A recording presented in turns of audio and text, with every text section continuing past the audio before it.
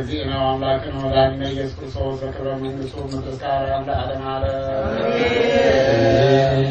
የጌታችንና የአምላካችን የመድኃኒታችን የኢየሱስ ክርስቶስ ቅዱስ ወንጌል ከ12ቱ ሐዋርያት አንዱ የሆነው ቅዱስ ዮሐንስ እንደጻፈው ምዕራፍ 20 ቁጥር 1 በእሑድ ሰንበት ማርያም መግደላዊት ገና ጨለማ ሳለ ገስግሳ ወደ መቃብር መጣችና ድንጋዩንም ከመቃብሩ አፍ ተነስቶ አገኘች።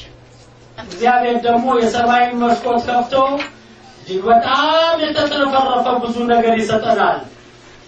እግዚአብሔር ልጆች ተስቃዛና ስስካም የሆነው ልባችን ከእግዚአብሔር በረከት ወደ ኋላ እንድንሸሽ እንዳያደርገን እግዚአብሔር ነው ለኛ አጥፎ የሰጠን።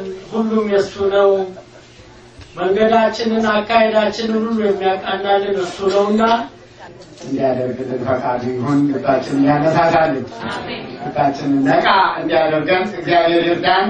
አሁን እንግዲህ ወደ መጨረሻው ጸሎት ከመሄዳችን በፊት ሙሉሪት ወጥተገብር ፋሲካ ብለን ዘምረን አመስግነን ዘመሩ አመሰገኑ ነው የሚለው እና አመስግነን ወደ የቤታችን እንሄዳለን። እንግዲህ በየቤታችሁ ያው ስትሄዱ እንግዲህ ስልክም ስትደዋወሉ ከወንድሞቻችሁ ከእህቶቻችሁ ጋር ስትገናኙ የነገርኳችሁ መልእክት አለ። አሁን ደግሞ በአማርኛ ተተርጉሞላችኋል አይደል?